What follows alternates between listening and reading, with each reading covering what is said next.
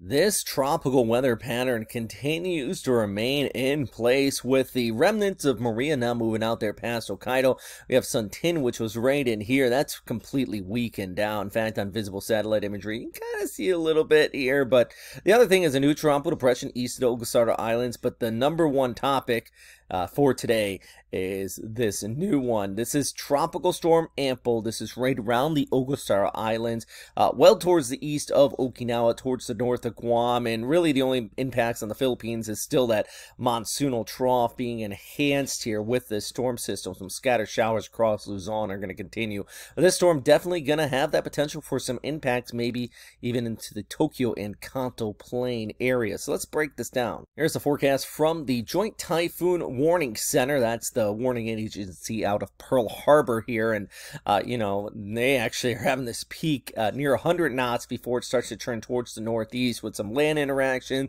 and increase of vertical wind shear at that point, but could be peaking at its strongest intensity just around the Izu Islands. That's places like Niijima, Oshima, also just right along the coast of Chiba Prefecture, and even close enough to Tokyo. Actually, some guidance brings this right into the Tokyo area. So this forecast definitely not out of the question. I even think that we actually are probably going to see a landfall. So maybe even for my military friends in the Yokosuka area, definitely would be getting ready, especially if this does track just a little towards your east. You're going to get those north winds coming across Tokyo Bay.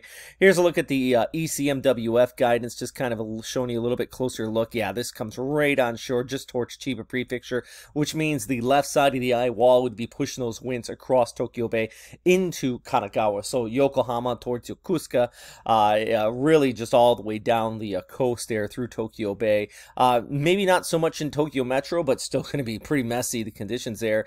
By this point, though, as mentioned, there is that high pressure ridge towards the east. We do have a little bit of a jet streak right in there that could be starting to kind of dip on through, and those combinations are going to hook this towards the north and east. You see that troughing just kind of digging down and pulling it off there. So yeah, likely going to be making a right turn, but while that happens, there'll be plenty of moisture coming in with it. So expect some river level flooding, especially places like the Tamagawa River, or many of the major rivers in the Tokyo area around the Kanto Plain could be looking at water level rises as this kind of kicks off towards the north. But yeah, this is just the total precipitative water vapor imagery. You can actually really see our four storm systems with Maria leftover store near Hokkaido. You got the circulation rate in here. That is a Suntin, our new tropical depression, not named, just towards the east of Ampil. And then yeah, here's this storm system which is still pulling off towards the north. So if you look at the overall background flow, yeah, 1, 2, 3, 4.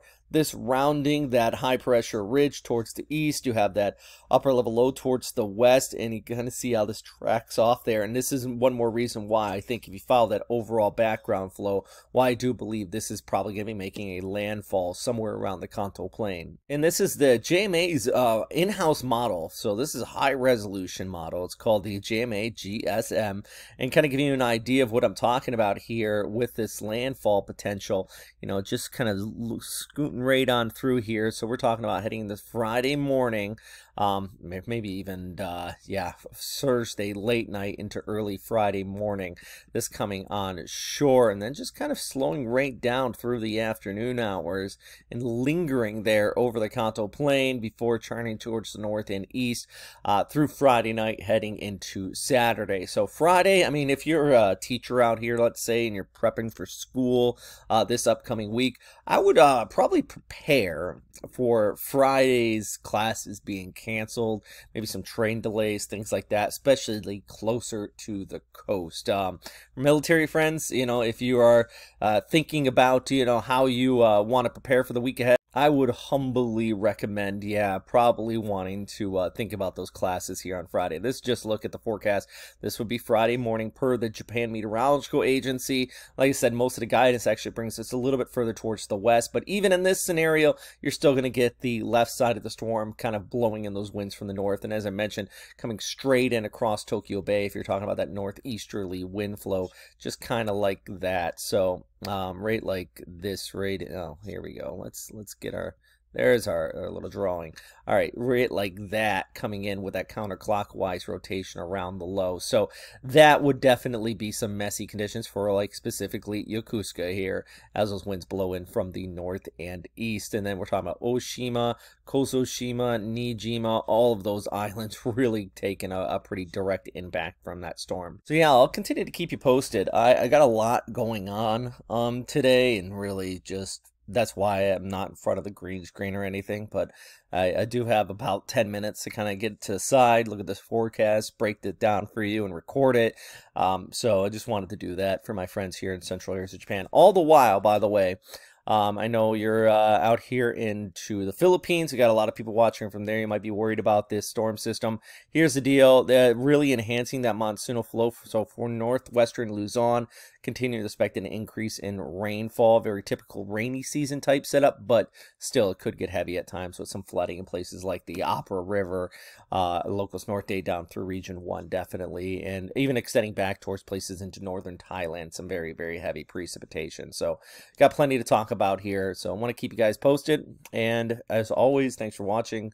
Stay safe out there. If you like these updates, hit that subscribe button. Trying to still get to 100,000 subscribers.